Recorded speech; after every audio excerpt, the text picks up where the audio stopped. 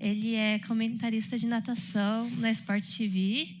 Ele é graduado e tem mestrado em estatística pela Unicamp e doutorado pela USP. E eu vou passar a palavra para você agora.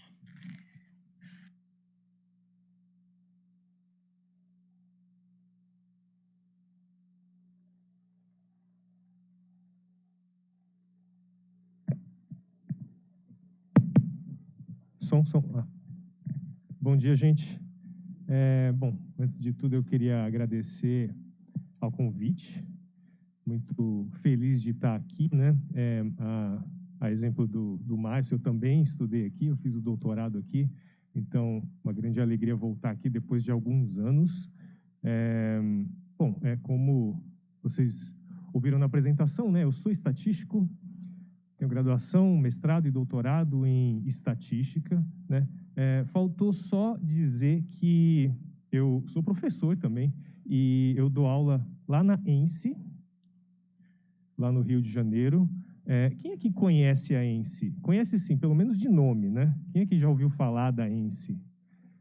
Em geral, é pouca gente mesmo, né? Porque a ENSE é uma instituição federal de ensino superior, só que não é uma universidade, né? Então ela não é tão conhecida assim.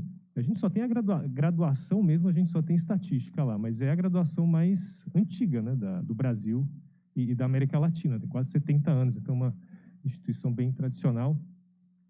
Ela é vinculada ao IBGE, originalmente foi criada para desenvolver o quadro de funcionários do IBGE, e aí hoje a gente tem graduação, pós-graduação, então eu sou professor lá já há mais de 10 anos e talvez vocês possam estar se perguntando por que esse cara vem falar de estatística no esporte, né? O título da minha palestra é esse aqui, né? A estatística e a ciência de dados a serviço do esporte. Eu já vou deixar isso claro, tá? Ao longo da palestra, vocês vão saber por que eu vim falar sobre esse assunto aqui. Mas antes de começar a palestra propriamente dita, tá? Eu queria só mostrar uma frase aqui que eu trouxe. Essa frase aqui, que inclusive... Onde que é o apontador aqui? Opa, fiz besteira aqui.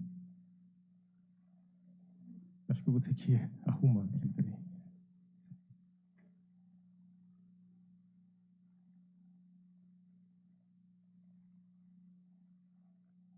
Onde é que é a tela cheia aqui? Aqui, né? Ah, tá, é do meio? É do meio. Eu queria mostrar essa frase aqui, que inclusive eu tirei de um livro de aplicação de modelos matemáticos e estatísticos no futebol especificamente, mas também tem outros esportes. O livro chama Soccermatics, que é a junção, né, das palavras soccer e mathematics, desse matemático inglês, David Sumter. É um livro que não tem tradução para português, pelo que eu saiba, mas é um livro bem interessante para quem se interessar. E essa frase eu acho bem interessante, que eu costumo mostrar. Assim como no esporte, todos podem brincar de modelar modelos estatísticos e matemáticos, tá? Se você é o tipo de pessoa que enxerga coisas mais claramente através de analogias com esporte, com clima, com filmes e músicas, com a natureza ou com qualquer outra coisa, então você está a um passo de se tornar especialista em modelagem. Eu gosto de trazer essa frase porque, pelo menos ao longo da minha carreira, assim, o esporte, e vocês já vão ver por quê, tem sido uma grande motivação para eu aplicar técnicas e metodologias estatísticas, mas sempre nas minhas palestras eu gosto de deixar uma mensagem, e nessa palestra especificamente, não necessariamente para quem goste ou tem afinidade com esporte, mas como a frase aqui diz, você pode ter afinidade com, sei lá, com clima, então aplicar modelos estatísticos na meteorologia, com filmes e músicas, na economia, na biologia, ou qualquer coisa assim. Acho que essa é a grande vantagem da nossa área, né? Da estatística, essa possibilidade de aplicação nos mais diversos ramos. Então, se você tiver afinidade, e todo mundo tem alguma afinidade com alguma coisa, né? E você levar aquilo como motivação e aplicar naquilo que você gosta, Isso pode ser uma grande vantagem, e foi o que aconteceu comigo. Tá? Então, vou falar um pouquinho da minha trajetória, e depois vou mostrar algumas aplicações, né? Mas eu vou voltar lá atrás, né, para falar dessa trajetória, porque quando eu era mais jovem, bem mais jovem, isso há muitos anos, tá? Eu trouxe essa foto aqui, ó, porque eu era nadador, eu fazia natação, e essa foto é antiga, né? Ó, vocês estão vendo aqui, ó, de 1997. Então, eu era nadador, eu competia, eu me dedicava mesmo, seriamente, treinava milhares de horas por semana, todos os dias, acordava de madrugada para treinar. E essa foto aqui eu trouxe por dois motivos, né? Primeiro, para provar que eu nadava mesmo, que eu competia, e essa foto aqui é um campeonato brasileiro que foi realizado em 97, né? Campeonato brasileiro adulto. Eu não era tão adulto ainda, mas já participava. E eu sou esse aqui na raia número 8, tá? E o segundo motivo pelo qual eu trouxe essa foto aqui é para me gabar um pouco, porque essa foto aqui é um revezamento, né? Uma prova de revezamento. Eu estou aqui em cima da baliza esperando o meu companheiro chegar para entregar para mim, para eu saltar. E quem está saindo da água aqui, que acabou a parte dele, está saindo da piscina, é um nadador, ex-nadador, né? Na época era nadador. O nome dele é Fernando Scherer, talvez vocês conheçam, né? O Xuxa, que foi medalhista olímpico, campeão mundial e tal. Então era esse tipo de campeonato que eu disputava, né? Então eu competia seriamente mesmo, né? Então eu não fui tão bem sucedido assim, até que eu parei cedo de nadar, né? Minha irmã foi mais bem sucedida, mas de qualquer maneira esse gosto pela natação se manteve desde pequeno, e eu sempre, além do esporte em si, além de competir, além de treinar, eu sempre gostei muito das histórias do esporte, das curiosidades. Eu sempre gostei muito de ler os livros de história de Jogos Olímpicos, jornais, revistas, colecionava, tenho vários até hoje. Então, além da parte do esporte em si, né, eu também gostava do esporte fora das piscinas. Era muito curioso. E eu lembro que nessa época aqui, na verdade um pouco antes, em 1996, eu assinava um jornalzinho de natação, que esse era o meio que a gente tinha para receber as notícias na época. Afinal de contas, a internet ainda engatinhava, a gente não tinha tanto acesso, então assinava um jornalzinho que era, sei lá, acho que era bimestral, alguma coisa assim. E um ano antes disso aqui, em 1996, que foi justamente na Olimpíada que o Fernando Scherer ganhou uma medalha, eu recebi uma edição do jornalzinho que era uma espécie de prévia dos Jogos Olímpicos de 1996. E aí tinha todas as projeções, as histórias, os rankings e tudo que ia acontecer na Olimpíada. E eu podia até ter trazido aqui, eu esqueci de trazer, mas eu tenho ainda esse jornalzinho. Mas eu trouxe aqui, foi essa particular tabela que saiu naquele jornalzinho, tá? Então, aqui, ó, os tempos que podem rolar em Atlanta. Atlanta, a cidade, né, em que foi realizada aquela Olimpíada. E essa tabela aqui fala que o estudo foi feito por esse cara aqui, ó, Viktor Svoboda, da Associação Internacional de Estatísticas da Natação, que mora na República Tcheca. Isso aqui era a projeção, a previsão dos tempos que os atletas tinham que fazer, que os nadadores tinham que fazer. Por exemplo, para ganhar a prova dos 50 metros nado livre, masculino. Então, para chegar no primeiro lugar, o atleta, a previsão era de 21 segundos e 78 centésimos, tá? 50 metros nado livre é a prova que você sai de um lado da piscina e termina no outro. Então, para ganhar essa prova, a previsão era de 21 segundos e 78, aí tinha um intervalo aqui, máximo, mínimo, tinha o tempo de previsão aqui para se classificar para a final. Então, isso aqui tinha para todas as provas. E, na época, eu olhei essa tabela aqui, eu fiquei muito, assim, muito entusiasmado e muito fascinado, porque eu gostava muito de matemática, né? Gostava muito de matemática. E aí, isso aqui juntava matemática e natação de um jeito que eu nunca tinha visto antes. Eu estava lá no ensino médio nessa época, E aí eu olhava assim e falava, cara, como que esse cara conseguiu fazer isso? Como esse cara conseguiu fazer essa projeção? Eu já tinha uma noção de que, provavelmente, esse cara aqui, não tinha, esses tempos aqui não tinham saído da cabeça dele, não eram palpites, né? Eu imaginava que tinha alguma metodologia científica por trás disso aqui, só que eu não fazia a menor ideia do que era, a menor ideia. Só que isso aqui me fascinou.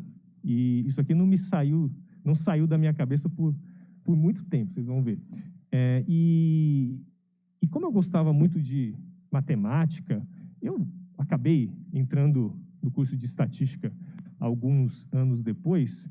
Mas, claro, né? Como eu falei, como isso aqui me fascinou tanto, as coisas começaram já, na época, a se juntar, tá? As coisas começaram já a fazer sentido mesmo antes de eu entrar de entrar no curso de estatística. E aquela coisa, né? Eu tentei justamente seguir esse caminho que as coisas, como as coisas estavam se formando. Poderia muito bem, na época, escolher, sei lá, a carreira que meu pai seguiu, sei lá, meu pai é advogado, mas provavelmente eu acho que se eu seguisse uma outra carreira, acho que eu não teria tanta motivação de aplicar as coisas que eu tenho desenvolvido ao longo dos anos como eu faço hoje, tá? É aquela frase que é atribuída ao Einstein, não sei se é exatamente do Einstein, mas é atribuída a ele, que é essa frase aqui, né? Todos são gênios, mas se você julgar um peixe por sua capacidade de subir em uma árvore, ele vai gastar toda a vida acreditando que é estúpido. Então, no meu caso específico, eu acho que eu devo ter escolhido bem, assim, devo ter sido esse peixe aqui que não decidiu subir numa árvore, né? Então, eu acho que mesmo antes de entrar na faculdade, as coisas já começaram a fazer sentido para mim.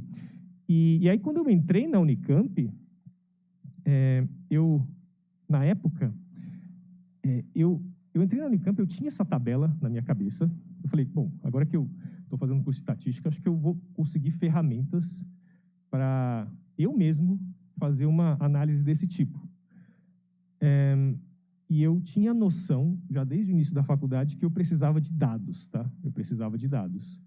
Só que, assim, se hoje a gente entra na internet, por exemplo, se a gente entrar num site de uma federação internacional, de qualquer esporte, né? Natação, atletismo, qualquer um, você vai ter rankings, recordes, bases de dados lá, oficiais. Na época não era assim, tá?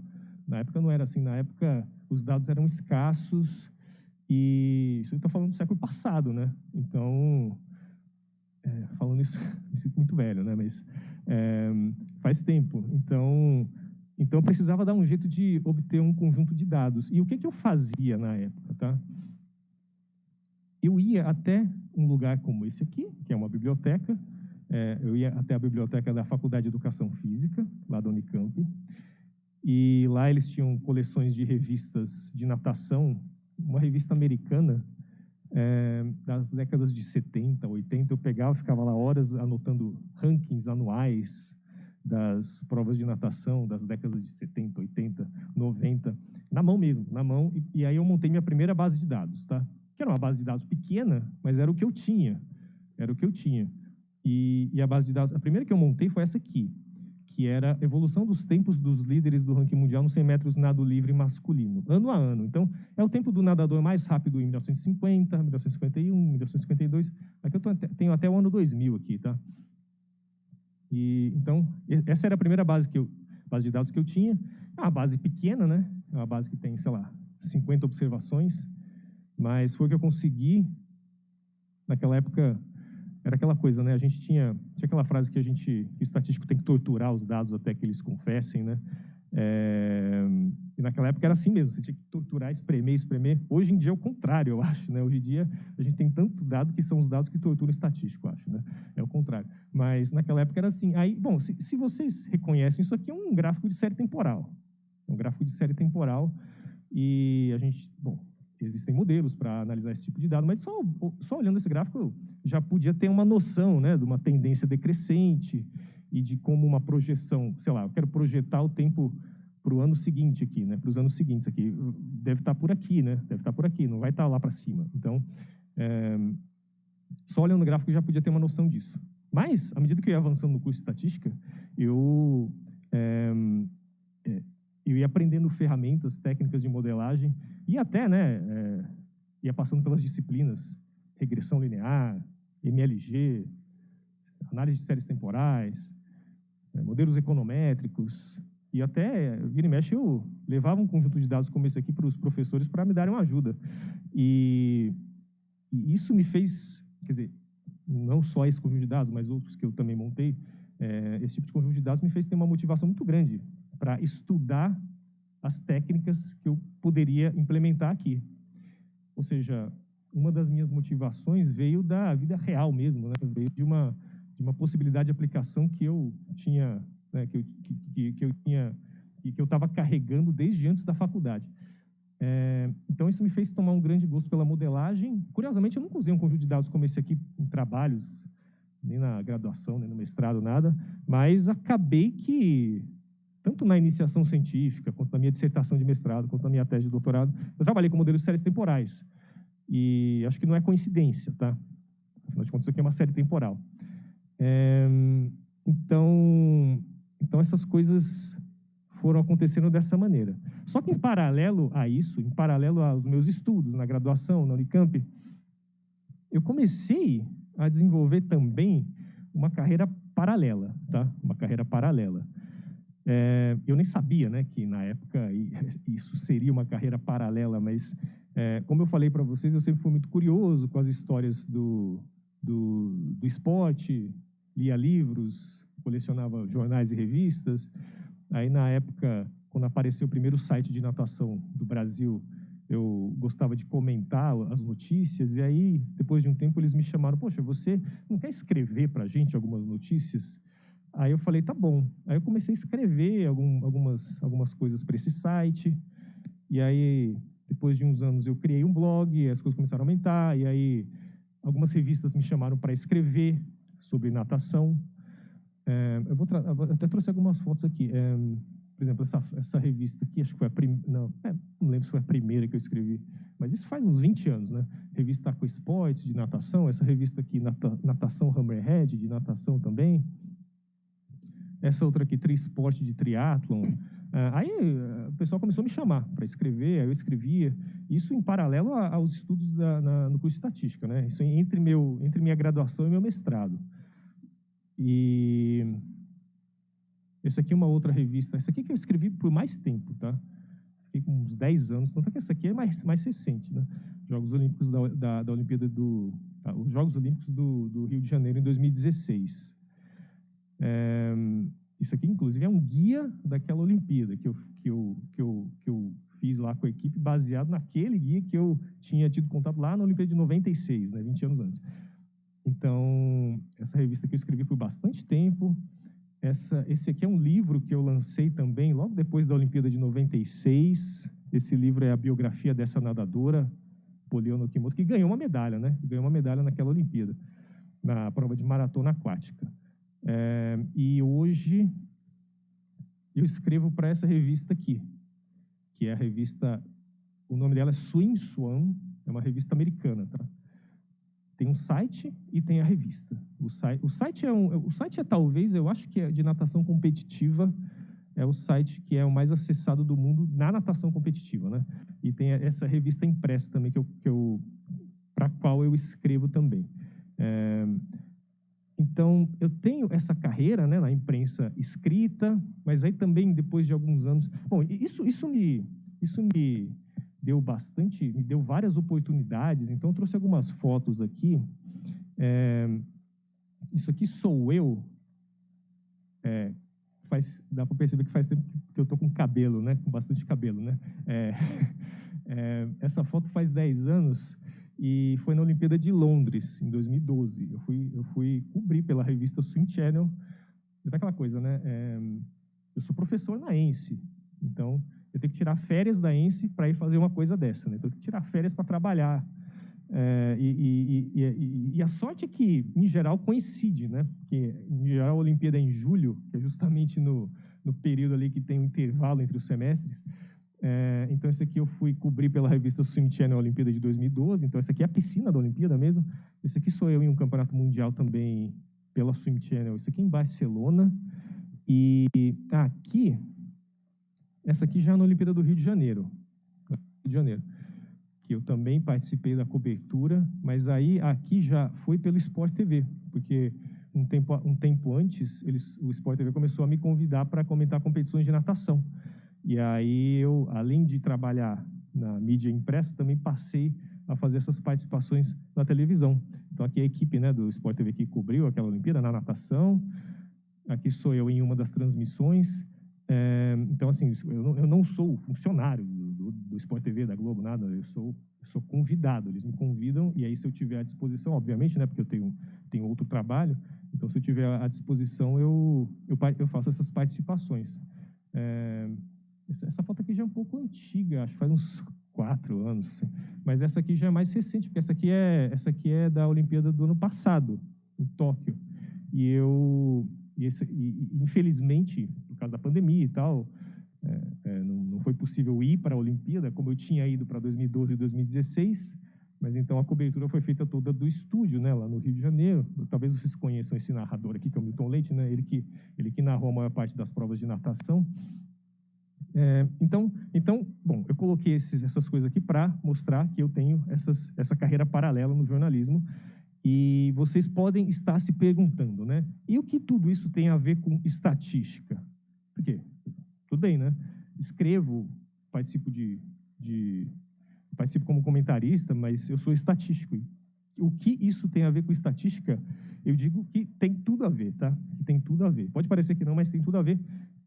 Até porque, assim, no mundo da natação, o pessoal que compete, o pessoal que cobre os eventos, o pessoal não me conhece como um jornalista, até porque eu não sou jornalista, nem um comentarista especializado, o pessoal me conhece como estatístico da natação mesmo, estatístico da natação. Eu até trouxe aqui uma notinha que saiu, só para ilustrar, tá? Não é que eu quero me mostrar, não, mas é só para ilustrar. Porque ó, isso aqui saiu num site, que é um dos sites mais conhecidos da natação brasileira, que é a Best Swimming. E no dia 29 de maio de 2019, que é o dia do estatístico, né, caso vocês não se lembrem, dia 29 de maio é o dia do estatístico aqui no Brasil. Foi publicada essa nota aqui, né? Hoje é dia do estatístico. Nada melhor do que homenagear o Daniel Takahashi, o maior estatístico que a natação brasileira já produziu. Acho que é porque eu sou único, mas tudo bem. Eu aceito o elogio. Mas só para ilustrar que o pessoal me conhece como estatístico mesmo, como estatístico na natação. E eu digo isso porque o que acontece é que nos meus textos, nos meus comentários, nas análises que eu faço, eu sempre trago esse viés muito quantitativo, tá?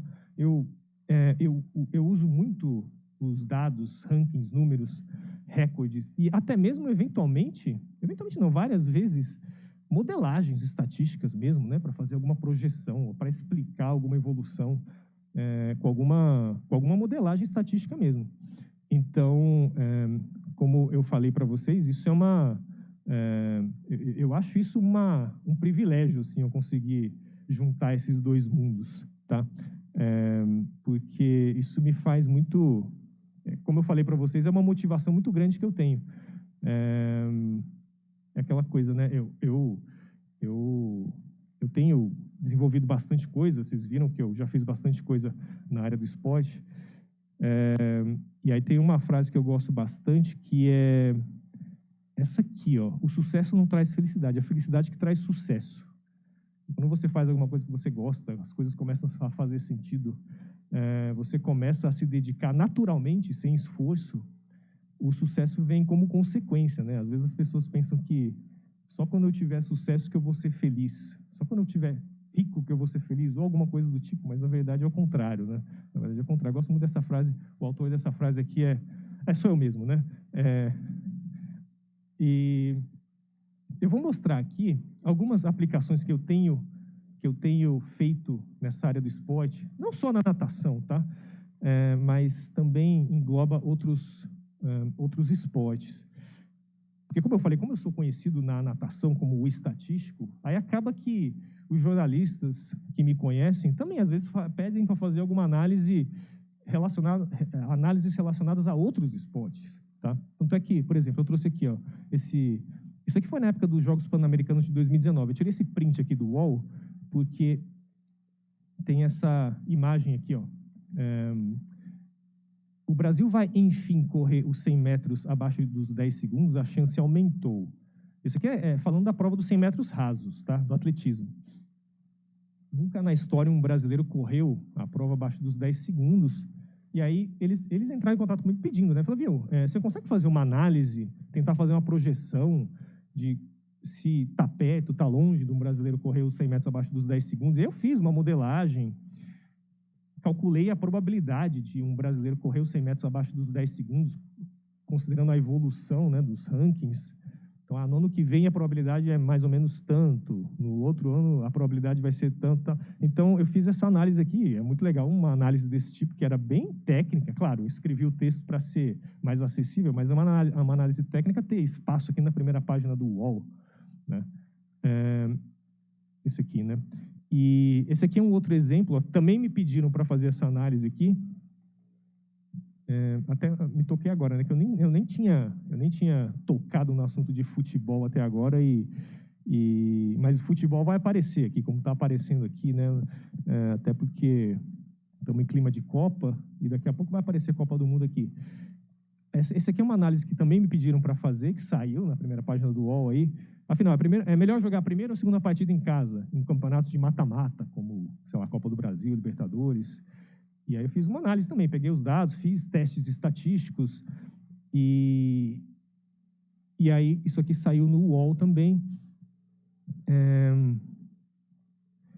Esse trabalho aqui, ele foi muito legal, ele teve algumas repercussões. Isso aqui é um artigo que eu publiquei, acho que foi em 2019, 2020, 19. Aqui a gente propunha um índice de desempenho na natação baseado em teoria de valores extremos.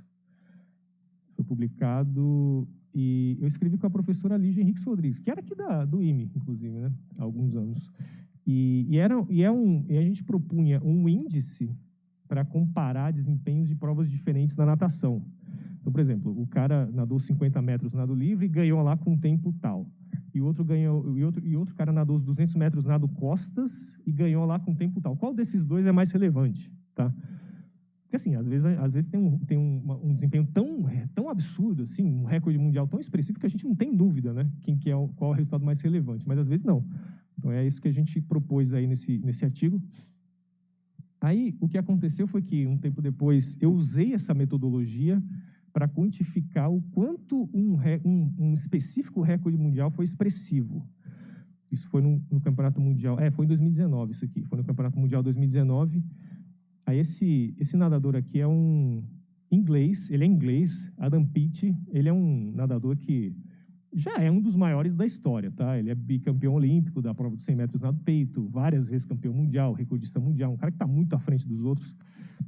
E aí eu usei aquela metodologia justamente para comparar o recorde dele com os outros recordes. O quanto o recorde mundial que ele tinha quebrado na época era expressivo.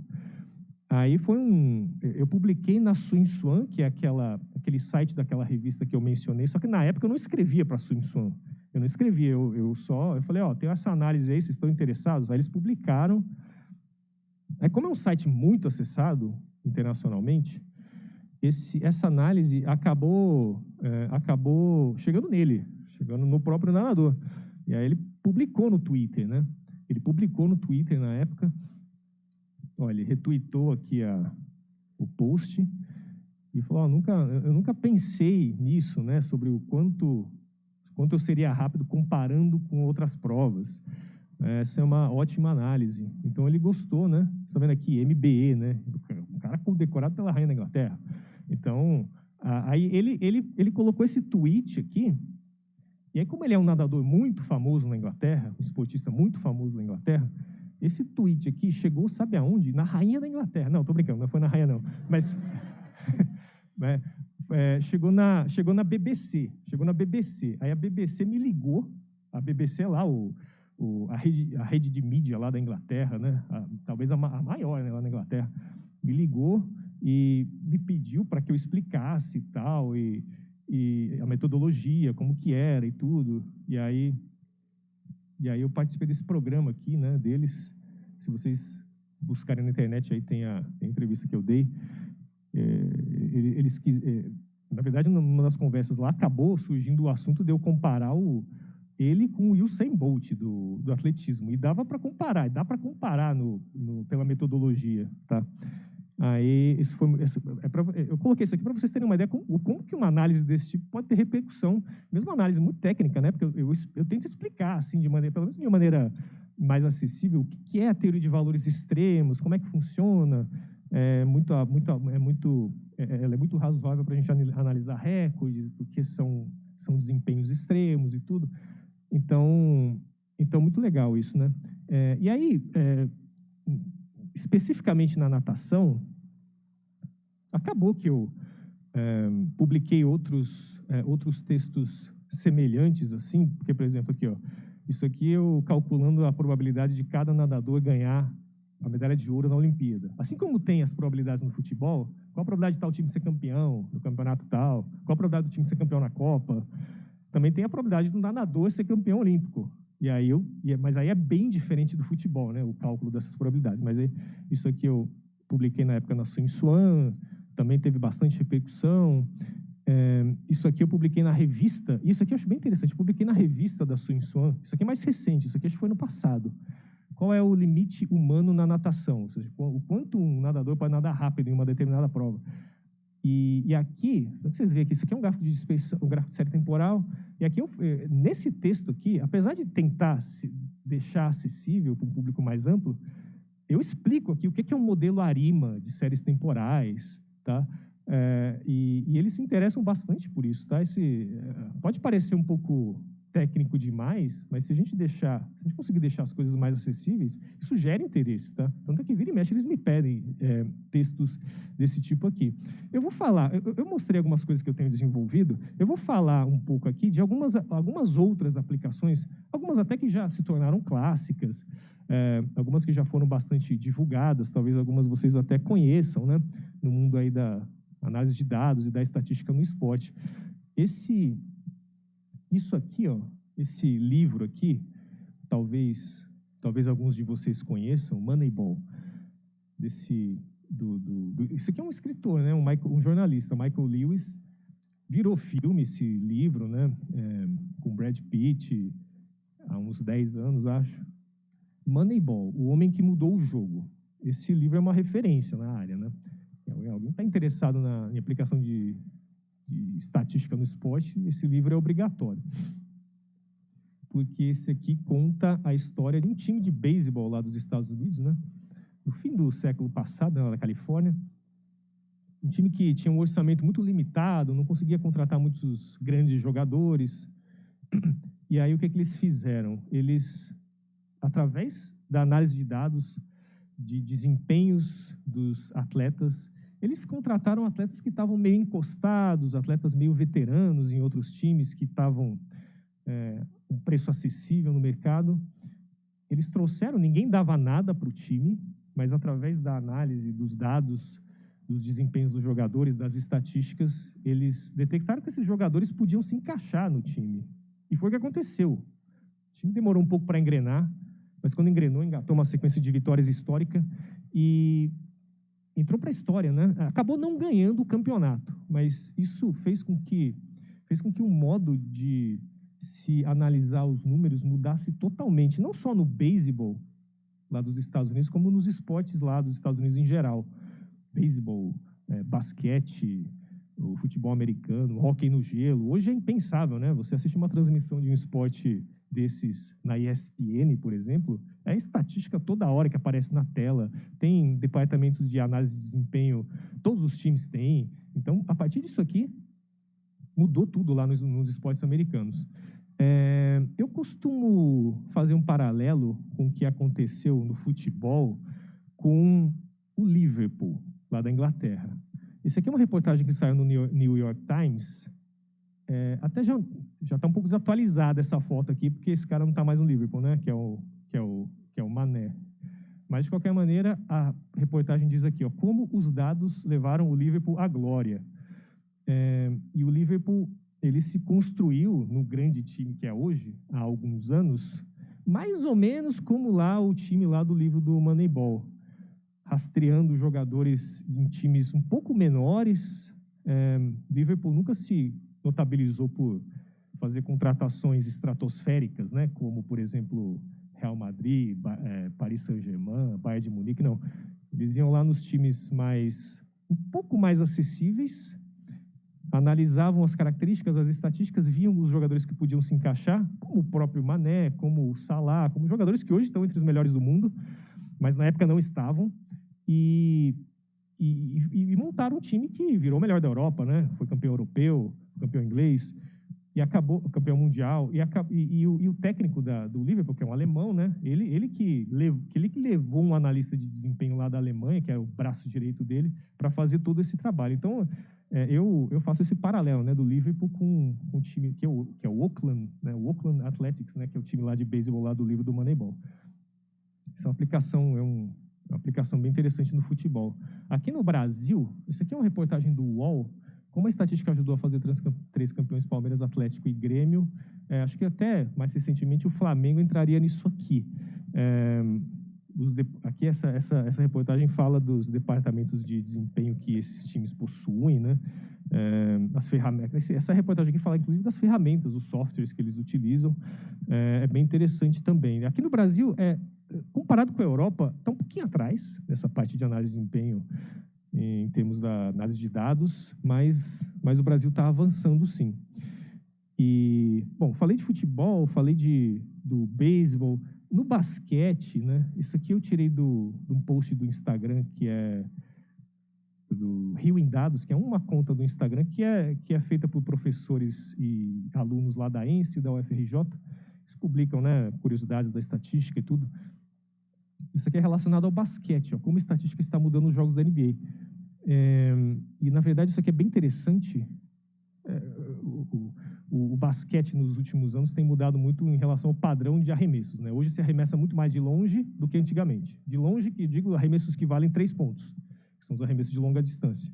Antigamente, aqui o mapa de calor dos arremessos era muito mais perto da cesta aqui, né? Com poucos arremessos de longa distância. Hoje a gente tem muitos arremessos de longa distância, né? E quase nada aqui na parte intermediária, né? Uma distância intermediária entre a cesta e o jogador. E essa mudança se deu pelo cálculo de um valor que é a esperança matemática. O valor esperado. É simplesmente isso. Os caras calcularam qual que é o valor esperado de uma cesta de 3 pontos, qual que é o valor esperado de uma cesta de 2 pontos. Eles viram que a probabilidade de você errar uma cesta de 3 pontos é maior, só que como vale 3 pontos, isso compensa. E aí o valor esperado acaba sendo maior. E aí por isso que se começou a investir muito mais em arremessos de 3 pontos, em jogadores especialistas nessa jogada. E aí isso acabou mudando todo o jogo, né? Não só os arremessos, mas a movimentação dos jogadores em quadra, o esquema de passes. Então, por causa de um conceito matemático, que é a esperança matemática, né? Que vocês estudam lá no curso de probabilidade, todo o panorama do basquete mudou nesses últimos aqui, tá? Desde 2000 até 2020, né? Então, dos últimos 20 anos. Isso aqui já é uma aplicação do vôlei, tá? Do vôlei. Eu tirei isso aqui de uma revista super interessante, bem antiga também, né? De 1996, que é uma super interessante que eu tenho lá em casa. E eu trouxe isso aqui porque isso aqui também foi da época da Olimpíada de 96, e eles usaram, né, a Olimpíada de 96 como tema da reportagem aqui. E aí uma das coisas que eles traziam aqui, ó, estatística e espionagem. Isso em 96, tá? 96. Essa pessoa aqui, ela se chama Sandra Caldeira, que na época trabalhava na seleção brasileira masculina de vôlei, e ela fazia essa parte de análise estatística dos jogos, tanto dos jogadores brasileiros quanto dos adversários. E aí aqui fala que, quer dizer, é uma notinha aqui, mas fala um pouquinho como esse tipo de análise era feito. E o vôlei no Brasil começou a fazer esse tipo de trabalho na década de 80. E na década de 80, o Brasil começou a se colocar entre os melhores do mundo. E aí, tanto no masculino quanto no feminino, ao longo desses anos, desde a década de 80, 90, o Brasil virou uma potência no vôlei, né? Medalhas de ouro em Olimpíadas, em campeonatos mundiais, em tudo. E não vejo como coincidência que esse tipo de análise tenha sido começado lá na década de 80. O Brasil virou uma referência. O Brasil criou softwares que são muito são muito desejados aí pelas seleções internacionais. E todo time de vôlei tem um analista, não necessariamente é um estatístico, né, de formação, mas é uma pessoa que cuida dessa parte de análise de dados, tá? Isso aqui, eu trouxe aqui só para ilustrar como que essa parte de ciência de dados, de estatística, tem sido importante nos últimos anos. Isso aqui é o Congresso, a gente traduz em português para Congresso Mundial de Análise Esportiva, que é realizado em Boston todos os anos, tá? Organizado pelo MIT. A primeira edição, se não me engano, foi em 2007. Foi uma edição pequena, né? Mas ao longo dos últimos anos, né, com esse tipo de análise, com o aumento das bases de dados, com a importância que tem se dado, esse congresso virou gigantesco, né? Gigantesco. Então, treinadores, analistas, jornalistas, executivos de grandes times lá da Europa, dos Estados Unidos, participam todos os anos aqui. Até o Barack Obama já participou uma vez, há uns 4 anos, desse congresso. E se a gente clica nos trabalhos que são apresentados nesse congresso, a gente vê lá, sei lá, redes neurais para modelar passes em jogos de futebol, inteligência artificial em jogos de beisebol, modelagem estatística de basquete. É tudo relacionado, tá? Então a gente vê a importância que tem essa área no esporte. Esse congresso aqui ilustra bem isso. E, bom, acho que já finalizando aqui, eu não poderia deixar de falar de Copa do Mundo, né? Já que a gente está aqui começando, está no início da Copa, e sempre aparecem no início de Copa do Mundo esses modelos que calculam probabilidades de tal time ganhar a Copa e tudo. Eu trouxe aqui um estudo que foi feito em 2010, porque esse aqui na época fez muito sucesso, né? Fez muito sucesso. Foi um modelo desenvolvido lá pelo pessoal da UFSCar, e saiu essa notinha aqui, ó. Ferramenta desenvolvida na UFSCar acerta os finalistas da Copa de 2010. Era um modelo bayesiano, e o que ele dava eram as probabilidades, né, de cada time conquistar o título. E acabou que, no final os times com maiores probabilidades que eles indicaram para conquistar o título eram Espanha, Holanda e Alemanha. E foram esses times que acabaram nas 3 primeiras posições, né? Então foi bem, eles acertaram, mas assim, tiveram um pouquinho de sorte também, né? Porque, como a gente está falando de probabilidade, né?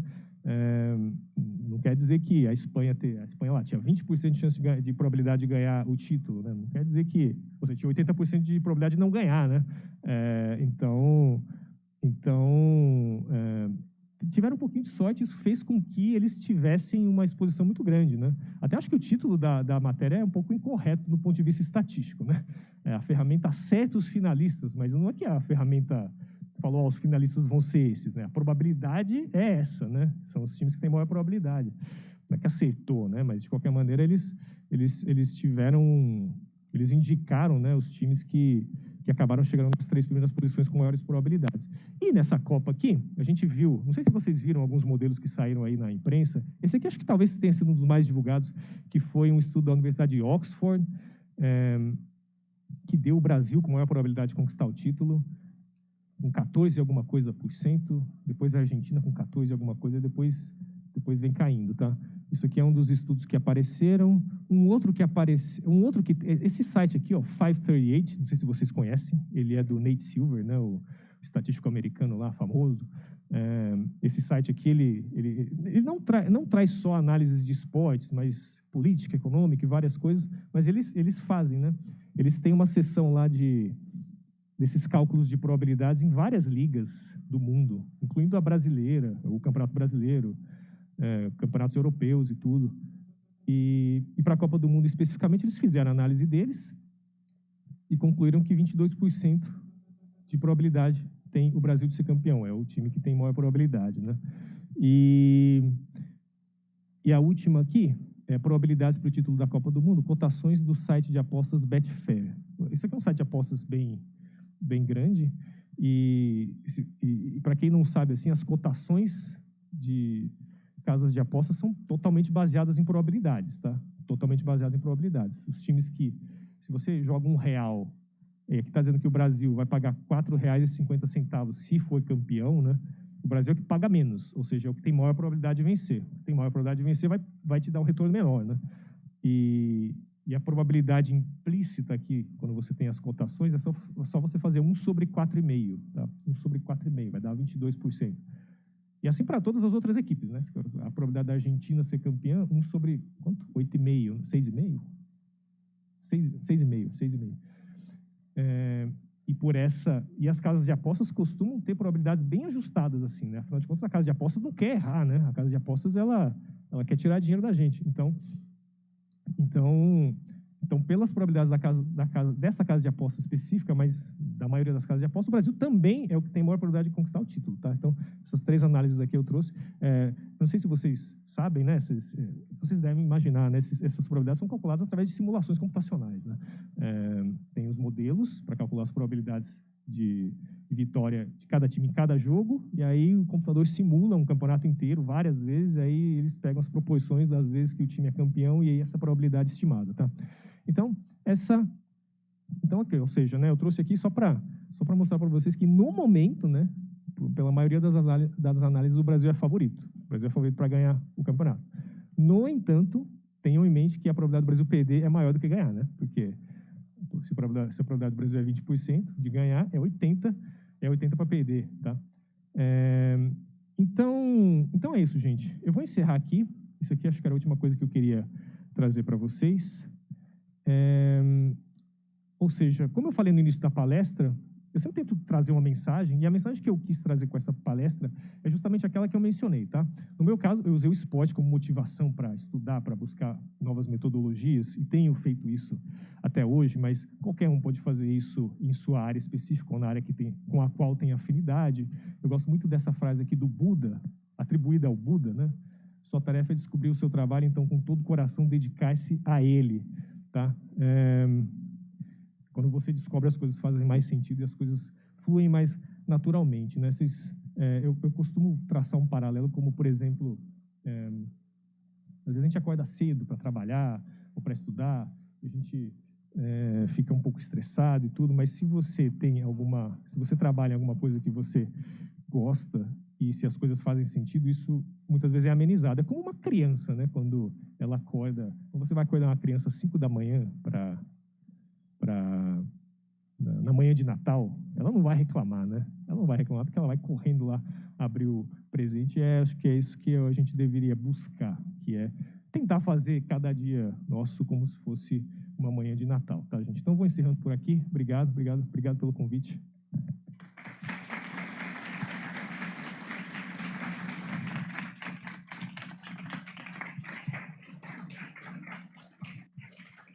Aqui estão meus contatos, tá? Esqueci aqui, estou nas redes sociais aí, meus e-mails. Alguém tem uma pergunta?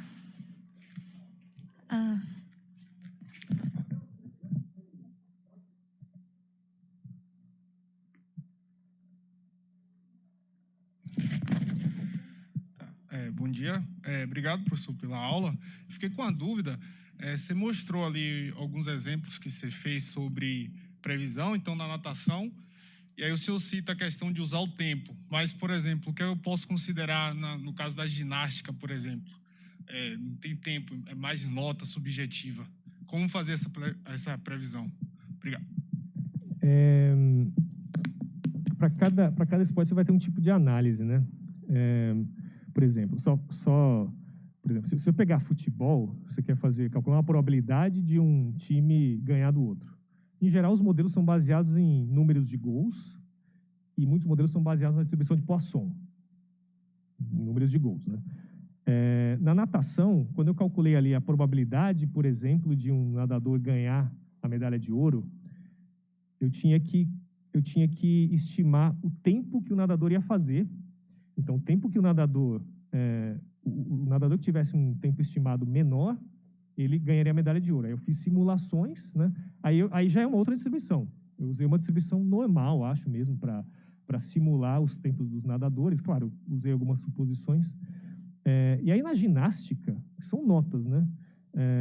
Claro, as ginastas que têm notas maiores em competições anteriores, provavelmente eles vão tender a ter notas maiores nas competições futuras, mas tem uma variabilidade, né, envolvida. Só que a nota está entre 0 e 10. Aí é alguma coisa parecida. No futebol a gente usa Poisson, na natação usa a normal. Talvez na ginástica, talvez a gente tenha que usar alguma distribuição com suporte limitado, eu imagino. Suporte limitado que eu digo que não pode ser menor que 0, não pode ser maior que 10. Talvez uma beta. Uma beta é entre 0 e 1, né? Mas você, só de pegar a nota e dividir por 10. Então, cada esporte vai ter a sua particularidade. Eu nunca fiz nenhuma análise para tentar fazer uma previsão de notas de ginástica, mas esse que é o desafio, né? Você considerar a particularidade de cada esporte. Eu acho que na ginástica o caminho seria por aí. Boa ideia, né? Boa ideia. Acho que podia fazer uma análise desse tipo.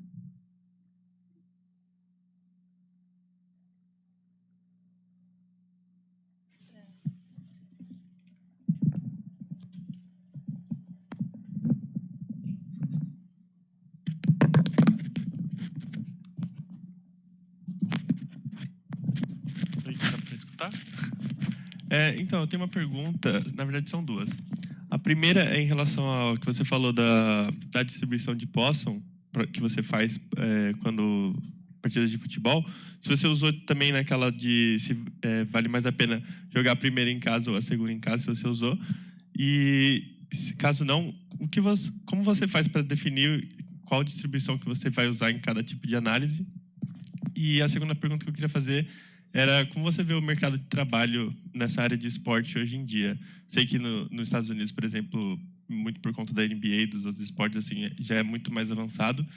E se aqui você acha que está avançando bastante? E é isso. Bom, em relação à primeira pergunta,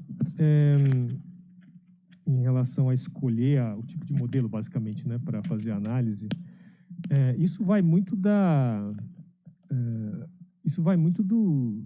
Porque antes de ajustar um modelo, que seja para dados de esporte ou para qualquer tipo de aplicação, a gente faz uma revisão, né, de literatura, vê os trabalhos que já fizeram análises parecidas. Então, em geral, por exemplo, quando eu faço uma coisa assim, eu não invento nada, né? Eu não invento nada, eu me baseio no que já foi feito.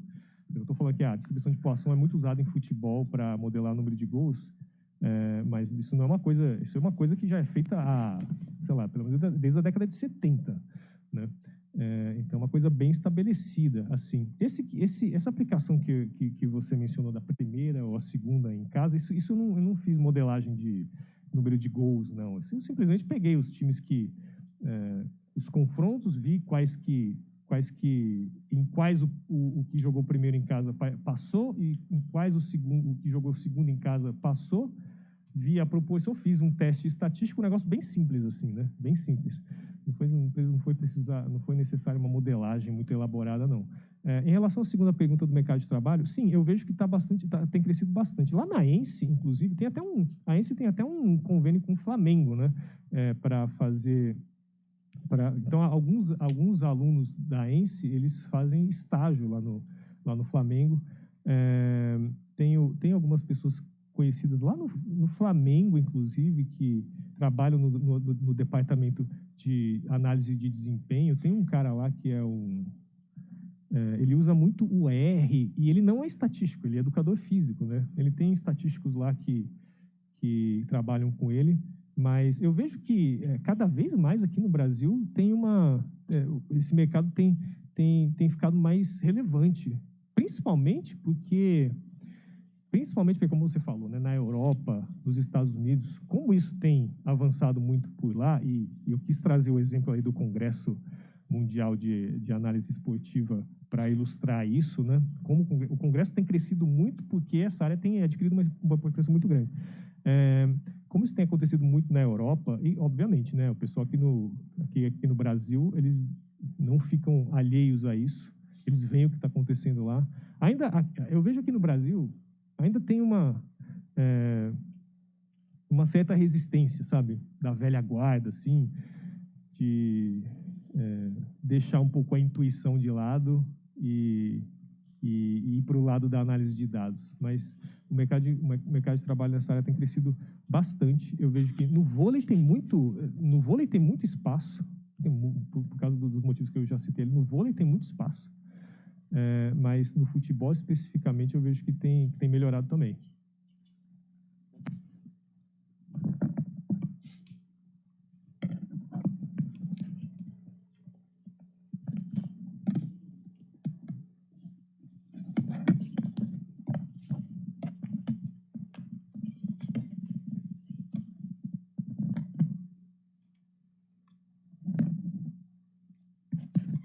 Perdão, e a parte lá de se machucar, de extensões, essas coisas aí também entra? Entra sim. Nunca fiz nenhum estudo, nunca entrei em muitos detalhes em relação a isso, mas eu sei que, principalmente na Europa, eles fazem esse tipo de análise para poupar jogadores, né? Poupar jogadores em determinados jogos para minimizar o risco de lesão. Então, lá na Europa, a gente vê um rodízio maior, assim, entre os jogadores. Isso não é coisa da cabeça do técnico, não, né? Isso na cabeça vem o departamento médico, junto com o departamento de análise de desempenho, e fala, esse cara aqui, ele, se jogar mais um jogo aí, a probabilidade dele machucar é, sei lá, 60%. Se você poupar ele, essa probabilidade cai para 20%. E aí eles... Então, sim, eu só não sei muito bem, mas eu sei que tem. Eu sei que esse tipo de análise é feito. E lá na Europa eles levam muito a sério. Aqui no Brasil ainda, por causa da pressão de torcida, essas coisas, ainda acho que você poupa um jogador que é o astro do seu time e a torcida cai matando, né, e tal. Aqui no Brasil acho que ainda tem uma resistência, mas lá na Europa eu sei que tem esse tipo de análise, sim.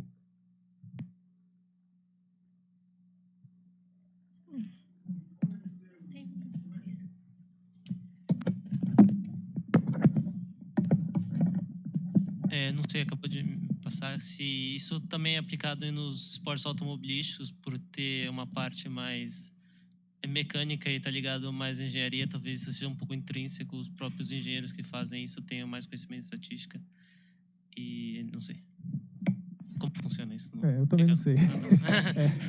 Essa parte de motor eu não sei mesmo, não. Imagino que deva ter, né? Tanta tecnologia, tanta... Foi o que passou, se isso é presente ou não. Nesse aspecto específico eu não sei exatamente. Não sei mesmo, teria que pesquisar. Eu imagino que sim, né?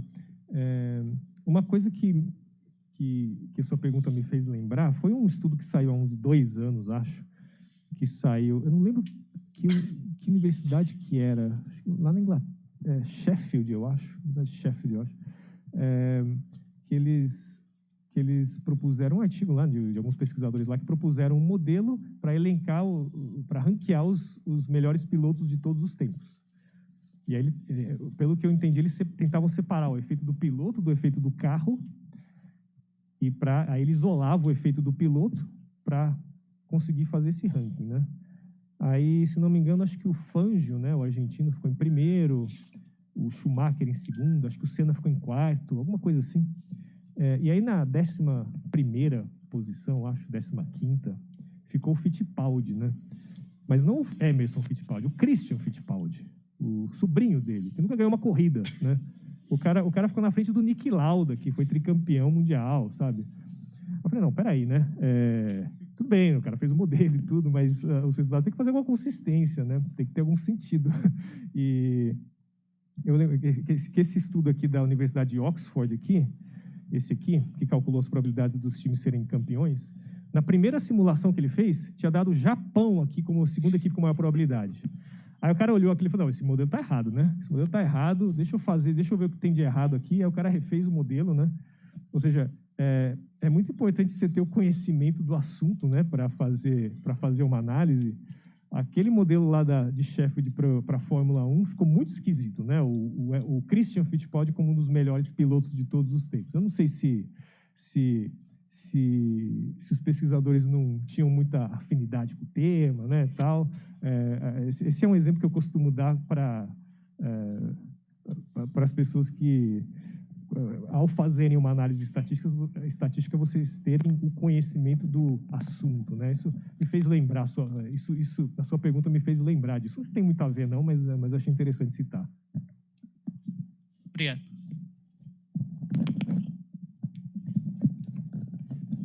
Acho que é só, então. Obrigada, Daniel. Obrigado, gente.